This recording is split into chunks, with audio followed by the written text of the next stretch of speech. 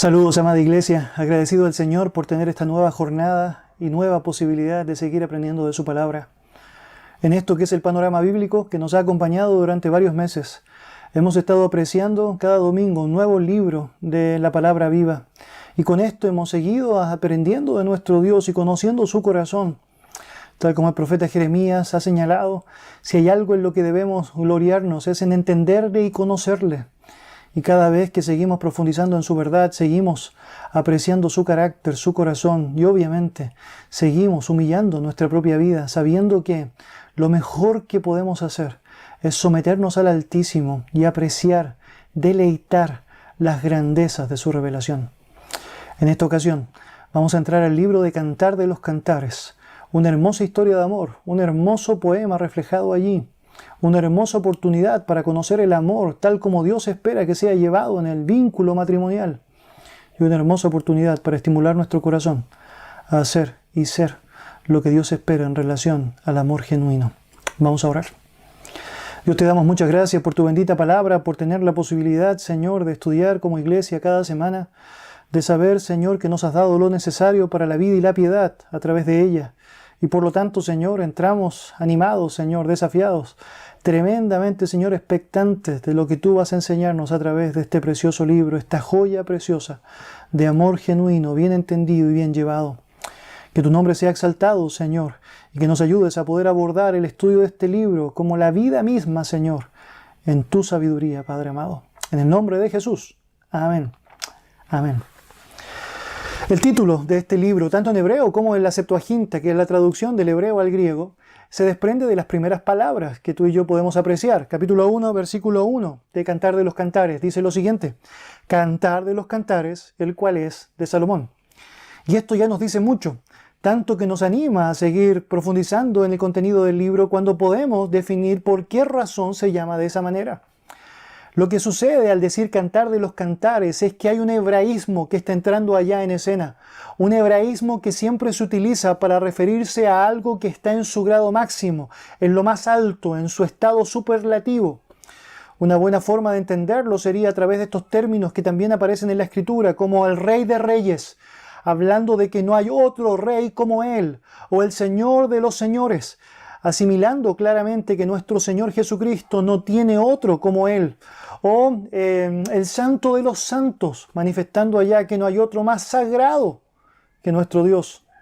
Bueno, en ese contexto, el Cantar de los Cantares describe a través de este hebraísmo que esta es la más grande, la más excelente de todas las canciones. Y por cierto, eso nos anima muchísimo porque sabemos, es decir, hay algo allá que tú y yo necesitamos reconocer y de lo cual podemos aprender muchísimo. Cantar de los Cantares es un extenso poema que eleva el amor y la intimidad en el plano que Dios quería. De hecho, hay más de 60 referencias a lo que es el romanticismo, el cariño correcto, el amor bien entendido en este pequeño relato. Cantares constituye sin duda alguna con excelencia el sentir y la práctica correcta que debe ser llevado a cabo por el marido y su mujer, y encierra en sus líneas lo que Dios con consistencia ha enseñado en su palabra. Algunas personas rechazan el estudio del libro de Cantar de los Cantares y tratan de plantearlo como una excepción en la regla. Yo debería decir con franqueza que es una regla misma del entendimiento que Dios nos da a través del marco bíblico de lo que debe ser la relación de amor bien llevada, bien entendida. Todo esto comienza en el Génesis, capítulo 2, versículo 24. El texto nos señala ya que el hombre debe dejar a su padre y madre y unirse a su mujer y ser una sola carne, mostrando a través de esto el propósito, el deseo de Dios, de que una relación nueva sea formada y que la unidad sea marcada a través de cada una de las esferas, incluyendo la carne misma, incluyendo el aspecto de la intimidad física. Si seguimos avanzando en el relato de las Escrituras, podemos llegar a Deuteronomio capítulo 24, en el versículo 5, en donde se le ordena al pueblo de Israel no enviar a ningún recién casado a la guerra por un año completo. La razón es para que pueda alegrar a la mujer que tomó. Nuevamente dando este énfasis de lo que significa la preciosa intimidad bien vivida en el vínculo matrimonial. En Proverbios capítulo 5, versículo 18, nosotros podemos apreciar la exhortación al esposo para que éste pueda gozarse con la mujer de su juventud, para que sea bendito su manantial, para que se regocije y que sus caricias le satisfagan en todo tiempo, para que su amor le embriague para siempre.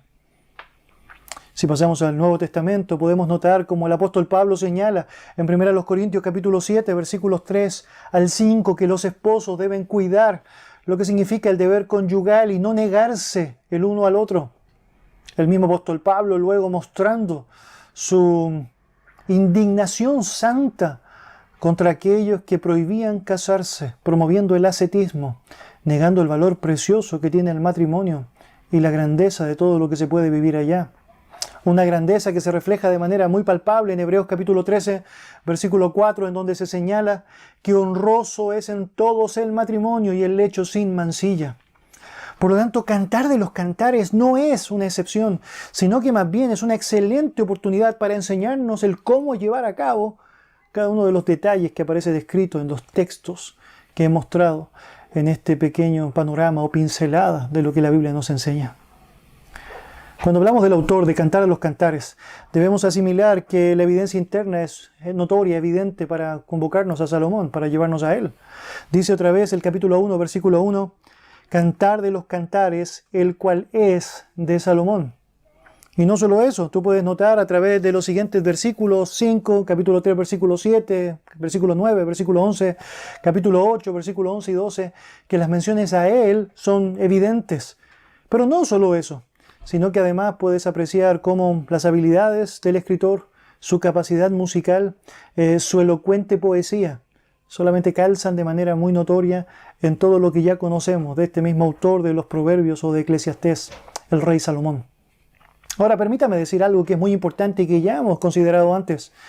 El libro de Reyes, primero de Reyes, capítulo 4, verso 32, nos señalan que el rey Salomón escribió más de 3.000 proverbios, de los cuales más de 500 están puestos en el libro de Proverbios, valga la redundancia.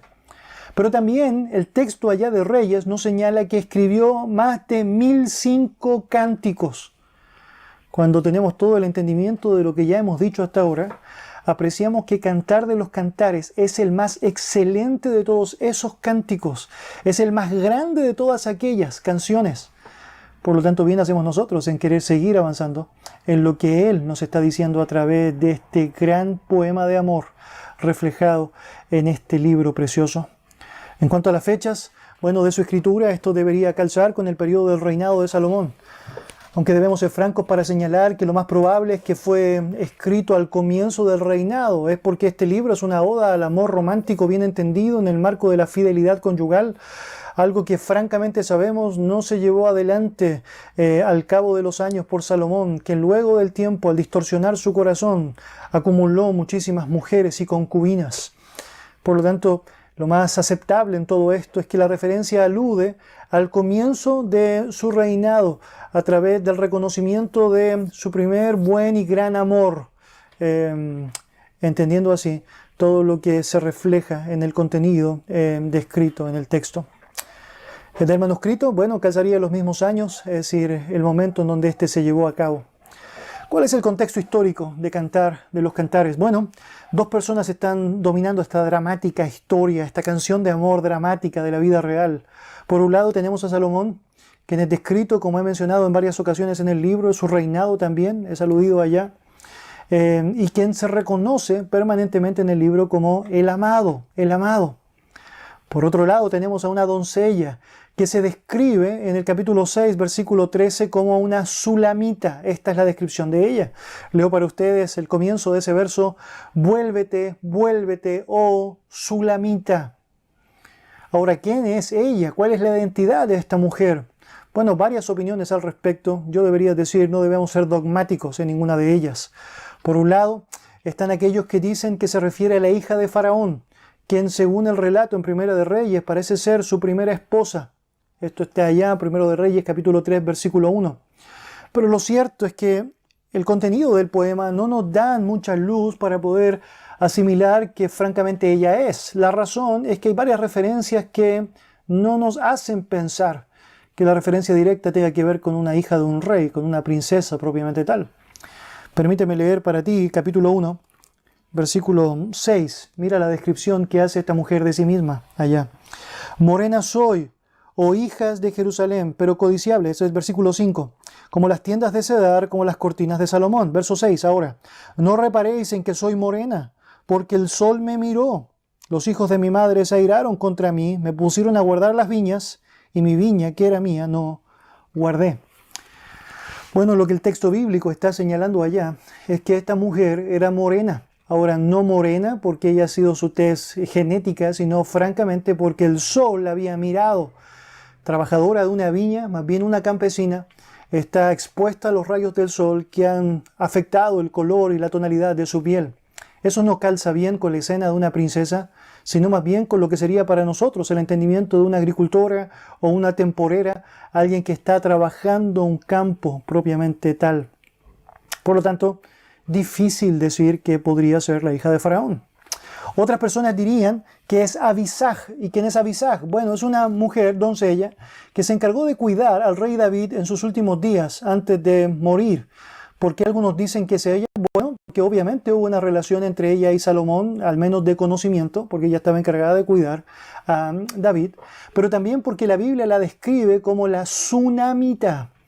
Entonces algunos dicen, bueno, Sulamita, Sunamita, suenan similares, probablemente es la misma mujer.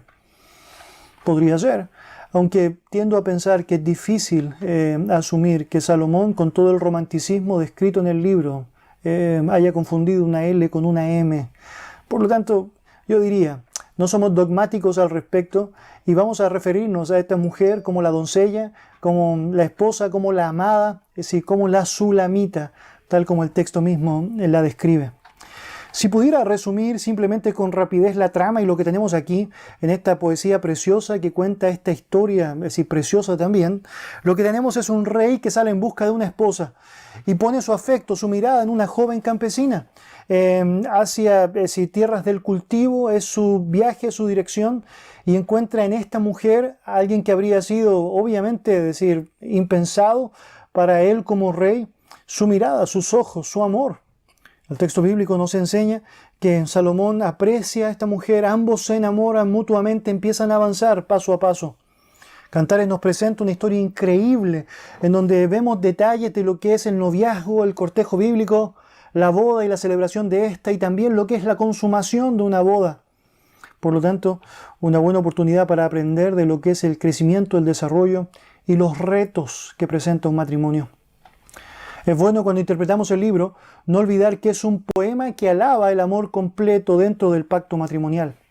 Y el énfasis para señalar esto está arraigado en que hay muchos que han entendido el libro de Cantar de los Cantares más bien como una alegoría en donde se está presentando el amor de Cristo por su iglesia. Yo debería señalar que aunque es cierto que podemos hacer aplicaciones o podemos extraer principios o podemos sin duda alguna ilustrar textos bíblicos, no debemos tratar de buscar un significado oculto cuando es explícito que claramente el texto nos está hablando de manera llana y natural del amor de un esposo y de una esposa, del amor romántico que se lleva adelante en el vínculo matrimonial. Muchos de los himnos que hemos cantado bajo la interpretación alegórica de que Cristo es el lirio de los valles o la rosa de Sarón, lo que han hecho, entre otras cosas, es tratar de hacernos perder muchas veces la riqueza que está contenida en este libro. Sin duda alguna, Jesucristo es precioso, su amor es incomparable. Pero también sabemos que claramente tenemos nosotros la posibilidad de amar con ese amor que ha sido derramado en nosotros de buena manera a aquellas personas que nos rodean y en particular y por sobre todo, sin duda alguna, a la mujer o al hombre que Dios ha puesto para compartir nuestra vida. El amor es tan explícito en este libro que muchas veces se utilizan sus versos para referirse a contextos específicos de matrimonio o de cartas de amor entre cristianos. El capítulo 8, versículos 6 y 7 nos refleja en un texto que probablemente en más de alguna ocasión has leído en un parte matrimonial, pero que también ha sido parte de aquellas oportunidades que tenemos para ver la grandeza de ese amor que Dios nos concede experimentar. Versículo 6. Ponme como un sello sobre tu corazón, como una marca sobre tu brazo, porque fuertes como la muerte el amor, duros como el Seol los celos, sus brasas, brasas de fuego, fuerte llama. las muchas aguas no podrán apagar el amor, ni lo ahogarán los ríos. Si diese el hombre todos los bienes de su casa, por este amor, de cierto lo menospreciarían. Sin duda alguna tenemos allá una descripción tremenda del amor comparable con Corintios 13 y todos los detalles que aparecen manifestados allí. Este poema no solamente tiene esta descripción, sino un montón de símiles que tratan de mostrarnos el sentido de su escritura. Tenemos allá diálogos que se llevan adelante desde el capítulo 1 en adelante, en donde se intercala el esposo o el amado con su amada, hablándose el uno al otro, cortejándose el uno al otro y luego disfrutándose dentro del marco matrimonial. Pero entre medio de cada sección tenemos un coro que está repitiendo palabras similares para dar un énfasis a lo que es el sentido de la escritura. Por ejemplo, el primero de ellos está descrito allá en el capítulo 2, versículo 7. Si tú me acompañas, Cantares capítulo 2, versículo 7. El texto dice: Yo os conjuro, doncellas de Jerusalén, por los corzos y por las siervas del campo, que no despertéis ni hagáis velar el amor hasta que quiera. Luego continúa el diálogo entre el amado y la amada y llegamos al capítulo 3, versículo 5, en donde el texto señala: Yo os conjuro, doncellas de Jerusalén, por los corzos y por las siervas del campo, que no despertéis ni hagáis velar el amor hasta que quiera. Luego continúa el esposo y la esposa ahora alabándose mutuamente y llegamos al capítulo 8, versículo 4, en donde otra vez el coro sale a la luz señalando: Os conjuro, doncellas de Jerusalén, que no despertéis ni hagáis velar el amor hasta que quiera. Este diálogo que se manifiesta de manera intercalada en cada una de estas impresiones de coro que aparece descrita allá, eso es un diálogo bien decidor y francamente bien romántico. Debemos hacer obviamente un paralelo con lo que significa nuestros términos de romanticismo. Obviamente nosotros no diríamos a nuestro cónyuge en nuestra actualidad: eres como la yegua de Faraón. Pero francamente debemos entender, en aquel tiempo eran descripciones tremendamente románticas, profundas, llenas de sentido, y que francamente están describiendo ese amor que debemos aplicar y que podemos utilizar bajo nuestro léxico correcto en nuestro tiempo, exaltando la figura del amor que el Señor nos ha permitido disfrutar. Mire allá, solamente como ejemplo, este diálogo que se ve de manera recurrente en el texto. Capítulo 1, versículo 2, dice: Oh, si él me besara con besos de su boca, porque mejores son tus amores que el vino. Y tenemos allá a la esposa hablando desde el versículo 2 hasta el versículo 7, o en este caso la doncella, antes de llegar al matrimonio, con estos deseos de expectación, de cortejo, de anhelo de estar con su cónyuge. Luego tenemos al amado en el versículo 8, hablando hasta el versículo 11. Si tú no lo sabes, oh hermosa entre las mujeres, ve, sigue las huellas del rebaño y apacienta tus cabritas junto a las cabañas de los pastores. A yegua de los carros de Faraón te he comparado, amiga mía. Hermosas son tus mejillas entre los pendientes, tu cuello entre los collares, zarcillos de oro te haremos, tachonados de plata. Luego tenemos ahora la respuesta de ella, la amada, versículo 12 al 14. Mientras el rey estaba en su reclinatorio, mi nardo dio su olor. Mi amado es para mí un manojito de mirra que reposa entre mis pechos. Racimo de flores, de aleña, en viñas de Engadi es para mí, mi amado. Ahora el amado hablando, verso 15. He aquí tú eres hermosa, amiga mía. He aquí eres bella, tus ojos son como palomas.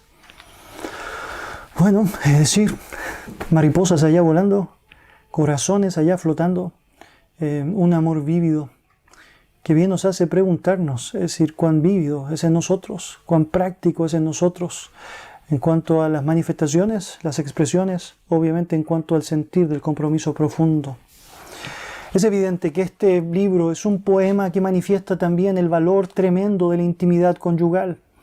Allí te daré mis amores. Esta frase descrita en varios versículos del texto nos da un énfasis muy importante a lo que es el aprecio que Dios tiene a la creación y la práctica de la sexualidad bien entendida, de la intimidad bien llevada en el vínculo matrimonial.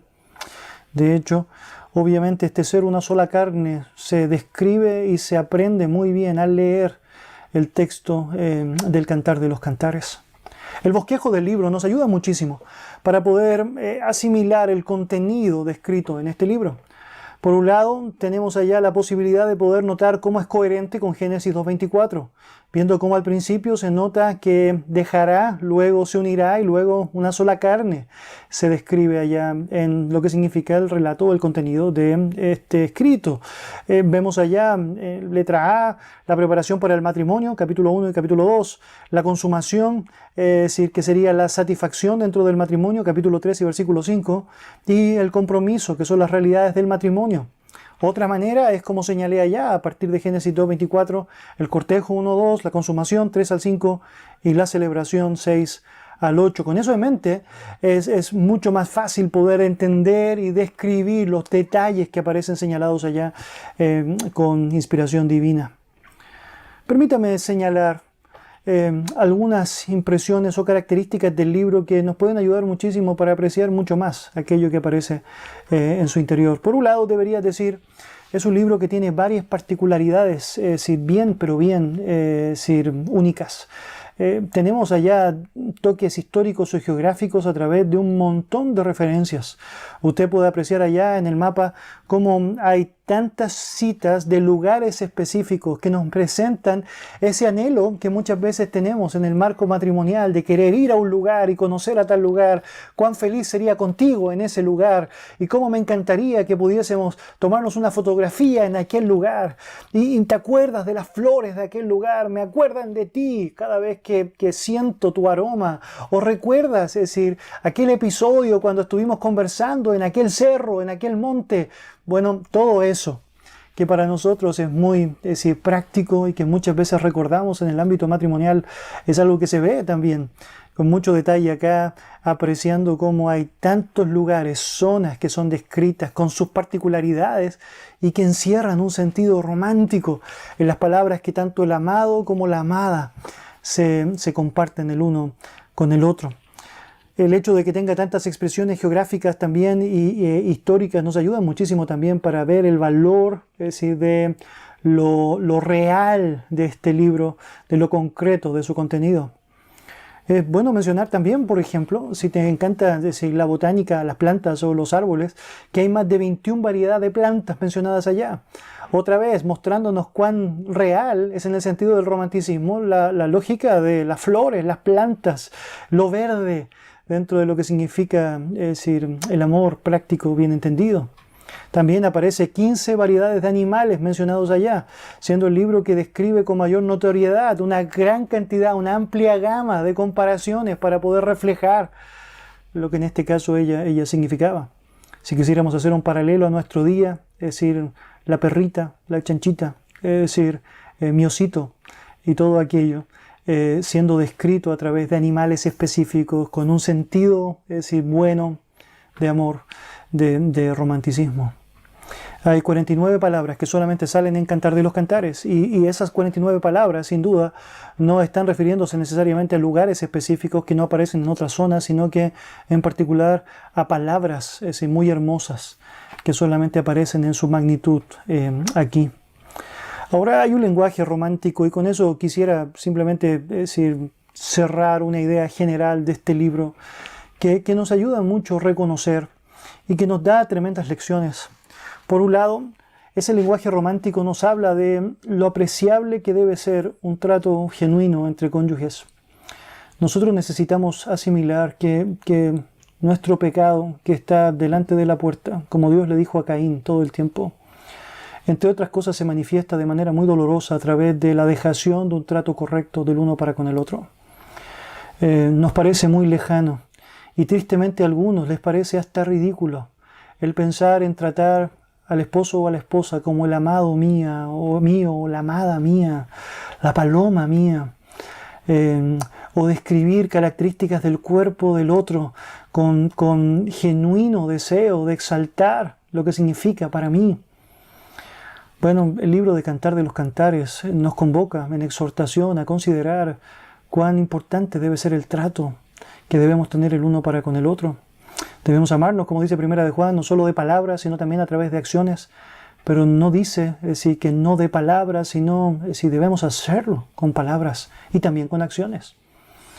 En el relato de lo que es esta gran descripción de la mujer virtuosa, dice el texto bíblico que el marido y los hijos la alaban, la alaban. Y bueno, es una buena exhortación para cada uno de nosotros el pensar en cuán importante es en el ámbito matrimonial el estar reconociéndonos verbalmente en cuanto al amor, en cuanto a todo lo que significa, y recordarnos permanentemente la maravilla de este vínculo que Dios en su gracia nos ha permitido formar. Pero también hay algo más que podemos desprender y apreciar muchísimo de este libro en cuanto a la forma de su escritura.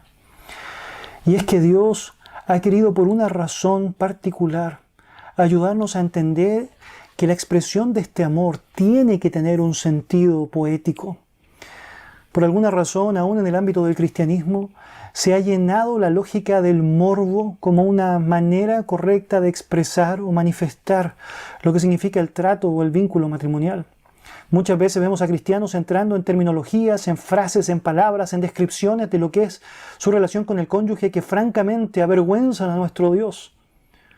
Por alguna razón, Él ha querido describir a través de este libro situaciones y escenas tan preciosas que son parte de la intimidad, con detalles, pero con detalles que han sido velados, enseñándonos a nosotros también que debemos cuidar lo que significa la intimidad del lecho matrimonial y lo que significan nuestras palabras para referirnos a otros con respecto a lo que esto significa. Que honroso sea en todos el matrimonio. Involucra que la escena matrimonial es honrosa, pero también el contexto del matrimonio debe ser honroso. No es objeto de burla, de escarnio, no es objeto de difamación o de divulgación, es decir, soez o morbosa, sino que el matrimonio, lo que está conectado en todo lo que involucra el contenido de este y lo que significa el trato que debemos darle, debe tener esta misma significación poética, preciosa, hermosa, con énfasis en lo que significa un amor bien entendido, bien llevado, bien asimilado, sin explicitez, sino de manera sabia y prudente, sabia y prudente. Mis hermanos, el libro de Cantar de los Cantares es francamente precioso, es asombroso. Leerlo con el bosquejo que hemos compartido es una buena ayuda para poder contextualizar cada cosa o cada detalle allá. Pero también el poder ver en la historia cómo cada uno de los términos tiene un sentido, el poder analizar cada uno de los énfasis que quería dar tanto el amado Salomón como la amada Sulamita, nos ayuda también a cuantificar o magnificar las formas y las expresiones de nuestro amor. En contextos en donde hemos limitado nuestro amor a expresiones particulares, muy específicas, es decir, y siempre iguales, nos ayuda a saber que el libro de Cantar de los Cantares nos da una amplia gama de lo que significa la expresión del amor, que claramente tú y yo debemos hacer. Nos ayuda a poder meditar en nuestro corazón cómo hemos estado con esto, arrepentirnos si es necesario, obviamente, de no haberlo llevado bien si no lo hemos hecho, y empezar a valorar mucho más y decir mucho más aquello que debe ser mencionado. Eres hermosa, paloma mía, eres hermosa, amiga mía, eres hermosa para mí. Y con eso, obviamente, el poder apreciar la riqueza que Dios nos da al poder experimentar ese amor que Él, como mencioné al comienzo, ha derramado en primer lugar sobre nuestros propios corazones. Vamos a orar. Señor y Dios, te damos muchas gracias por este estudio específico de tu palabra, adosado el libro de Cantar de los Cantares, Señor. Gracias por este libro, Señor, y gracias porque nos enseñas, nos confrontas, nos animas, Señor, a través del contenido de este, a mirar nuestra vida, Señor, y apreciar cuán importante es poder llevarla adelante como tú esperas, Señor. Dios, quisiera también pedirte que nos ayudes, no solamente aquellos que ya estamos casados, a poder ser un fiel reflejo de aquellos, sino también aquellos que todavía no están en este sentir, Señor, aún en esta condición, a que puedan, Señor, mirar con expectativas aquello que tú has diseñado en tu palabra y apreciar, Señor, de buena manera su preparación para poder ser aquel amado o aquella amada, Señor, que tú deseas que pueda vivir de manera correcta ante su cónyuge. Señor, gracias por tu bendita verdad y por la posibilidad que nos entregas cada semana, cada día, cada hora, Señor, para abrir la fuente inagotable, Señor, de tu verdad, la fuente inagotable de tu amor, tu santa palabra. Y, Señor, poder ante ella volvernos absortos, Señor, admirados de quién eres. En el nombre de Jesús. Amén. Amén. Que el Señor le bendiga.